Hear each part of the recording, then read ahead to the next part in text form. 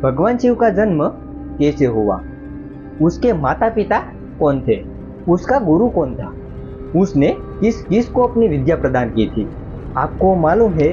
अगर नहीं तो आज के वीडियो में हम इसी सवालों के जवाब जानेंगे। आप इस कहानी में खो जाए इससे पहले एक प्यारा सा लाइक जरूर दे देना, क्योंकि आपकी एक लाइक से हमको मोटिवेशनल मिलता है।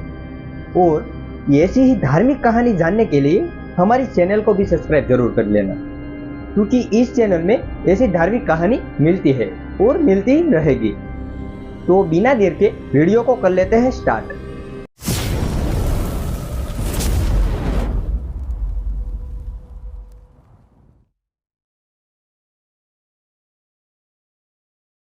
दोस्तों, शिव पुराण के अंतर्गत शिव को स्वयंभू भी माना जाता है, जिसका मतलब है कि भगवान का जन्म स्वयं ही हुआ था।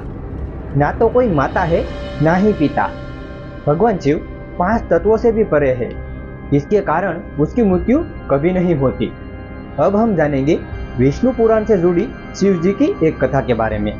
विष्णु पुराण में बताया गया है कि विष्णु जी के माथे से निकलने वाली तेज से भगवान शिव की उत्पत्ति हुई थी और उसके नाभि से निकलते हुए तेज से ब्रह्मा जी का जन्म हुआ था।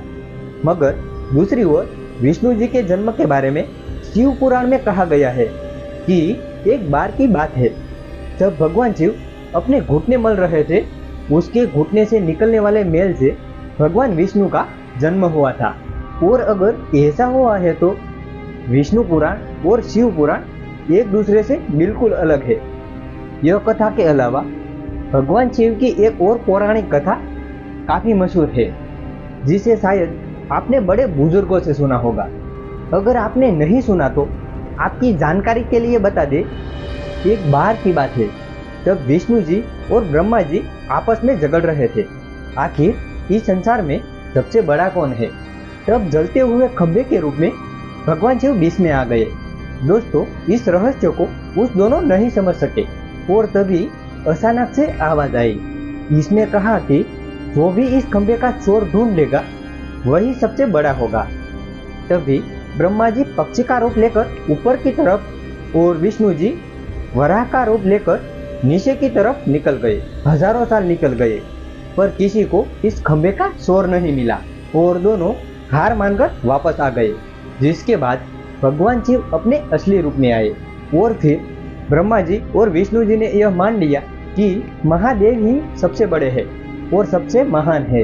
अब हम बात करते हैं भगवान शिव से जुड़े एक और कथा की, जो सबसे ज्यादा पॉपुलर है कि क्या ब्रह्मा जी भगवान शिव के पिता है। जी हाँ, ये कहानी लोगों के बीच काफी प्रसिद्ध है। इसके पीछे विष्णु पुराण की एक पौराणिक कथा है, जिसके अनुसार जब धरती, आकाश, पाताल या कहे पूरा यूनिवर्स जलमग्न था, यानी कि पूरा पानी में डूबा हुआ था, तब भगवान विष्णु के अलावा देव या प्राणी इस संसार में नहीं था। तब भगवान विष्णु ही अपने शेषनाग पर लेटे हुए थे, जिसके बाद उसकी नाभि से कमल की डांडी पर ब्रह्मा जी का जन्म हुआ। जब ब्रह्मा जी और विष्णु जी आपस में यूनिवर्स की बातचीत कर रहे थे, तब भगवान शिव प्रकट हुए, जिसके बाद ब्रह्मा जी ने उन्हें शिकार करने से मना कर दिया। इस कारण से भगवान शिव रूठ गए और इनके रूठ जाने के कारण भगवान विष्णु ने उनको दिव्य दृष्टि देकर भगवान शिव की याद दिलाई। भगवान ब्रह्मा को अपनी गलती का एहसास हुआ और शिव जी से क्षमा मांगते हुए उन्होंने अपने पुत्र के रूप में जन्म लेने का आशीर्वाद मांगा, जिस कारण से भगवान शिव ने भगवान ब्रह्मा की प्रार्थना को स्वीकार किया। लेकिन इसके बाद जब ब्रह्मा ने इस सृष्टि की रचना शुरू की, तब उन्होंने एक बच्चे की जरूरत पड़ी और तब उन्हें भगवान शिव का आशीर्वाद याद आया, जिसके लिए ब्रह्मा ने भगवान शिव की तपस्या शुरू की और बालक के रूप में ब्रह्मा जी के गोद में भगवान शिव प्रकट हुए। आपको बता दें कि यह भगवान शिव का एकमात्र बाल रूप है। जब ब्रह्मा ने उनके रोने का कारण पूछा तो उन्होंने बताया कि उनका कोई नाम नहीं है। तब भगवान ब्रह्मा ने उनका नाम रुद्र रख दिया, जिसका मतलब होता है रोने वाला। पर उसके बावजूद भी भगवान शिव चुप नहीं हुए। इसीलिए ब्रह्मा ने उसका दूसरा नाम दिया। पर भगवान शिव को वो नाम भी नहीं पसंद आया। ऐसे करते करते भगवान ब्रह्मा ने शिव का 108 नाम रख दिया, जो रुद्र, सर्वभाव, उग्र, भीम, पाशुपति, ईशान और महादेव जैसे नाम रखे। और शिव पुराण के अनुसार यह नाम पृथ्वी पर लिखे गए थे। इसके बाद बात आती है श्रीमद् देवी पुराण की। श्रीमद् देवी पुराण में माता और पिता के बारे में बताया गया है। श्रीमद् देवी पुराण के अनुसार देखा जाए तो एक बार जब नारद जी ने अपने पिता ब्रह्मा जी से पूछा कि सृष्टि का निर्माण किसने किया है, तब भगवान ब्रह्मा ने नारद जी को त्रिदेव के जन्म के बारे में बताया। जो बताया वह वाकई में चौंका देने वाली बात थी। दरअसल उन्होंने बताया कि देवी दुर्गा और शिव स्वरूप ब्रह्मा के योग से ब्रह्मा, विष्णु और महेश का जन्म हुआ था। यानी प्रकृति का रूप लिए माँ दुर्गा ही हमारी माता है और ब्रह्मा यानी काल सदाशिव हमारे पिता है। इसके साथ ही भगवान विष्णु और ब्रह्मा के बीच श्रीमद् देवी महापुराण में झगड़े की एक कहानी मिलती है, जिसके अनुसार एक बार ब्रह्मा जी और विष्णु जी के बीच झगड़ा हुआ था। तब भगवान ब्रह्मा ने कहा कि सृष्टि को मैंने बनाया है और मैं ही प्रजापिता हूँ, जिसके जवाब में भगवान विष्णु ने कहा मैं आपका पिता हूँ, क्योंकि आप मेरी नाभि से निकले हुए कमल से जन्मे हैं। धीरे धीरे यह झगड़ा बढ़ता गया। दोस्तों, इसके बाद इन दोनों का झगड़ा सुनकर सदाशिव वहां पर पहुंच गए और उन्होंने कहा कि पुत्रों, मैंने ही तुमको इस संसार को बनाने और इसे संभालने के दो ही काम दिए हैं। इसी प्रकार मैंने शंकर और रुद्र को संहार और तिरोगति के कार्य दिए हैं। इसके साथ ही उन्होंने कहा कि मेरे 5 मुख हैं।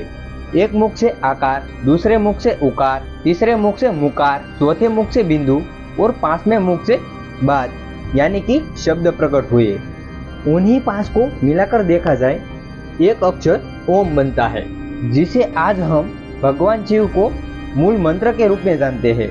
इतना कहने के बाद भगवान ब्रह्मा और विष्णु समझ गए कि भगवान शिव से ज्यादा शक्तिशाली इस दुनिया में कुछ भी नहीं, और दोनों ने भगवान शिव को प्रणाम किया। चलिए दोस्तों, आपने भगवान शिव के बारे में इतना तो जान ही लिया है, तो आपको पता है कि भगवान शिव ने किससे विद्या प्राप्त की थी और उनके गुरु कौन थे। हम जानते हैं कि आप सब में से शायद ही किसी को पता होगा, पर जिन्हें नहीं पता उन्हें बता दे कि भगवान शिव स्वयं ही इस संसार के गुरु माने जाते हैं, जिन्हें इस संसार को गुरु शिष्य की परंपरा की शुरुआत की थी। लेकिन आखिर सवाल आता है कि भगवान शिव किसके गुरु थे। तो आपको जरूर जान लेना चाहिए कि हिंदू धर्म के ग्रंथ कहते हैं शुरुआत की थी, जिन्होंने इस गुरु शिष्यों की ब्रह्मा जी और शिव जी इस संसार के पहले गुरु हैं। जहां भगवान ब्रह्मा ने अपने मानस पुत्रों को शिक्षा प्रदान की थी, वहीं भगवान शिव ने अपना ज्ञान केवल अपने 7 शिष्यों को ही दिया था। यानी कि भगवान शिव 7 शिष्यों के गुरु थे, जिन्हें इस संसार में सप्त ऋषियों का दर्जा दिया गया है। तो दोस्तों, यह थे भगवान शिव से जुड़े कुछ फैक्ट्स, जो आपको कैसे लगे कमेंट सेक्शन में जरूर बताना। और यह वीडियो आपको अच्छा लगा तो एक प्यारा सा लाइक भी जरूर दे देना। और ऐसी ही वीडियो के लिए और ऐसी धार्मिक कहानी के लिए हमारे इस चैनल को भी सब्सक्राइब जरूर कर देना।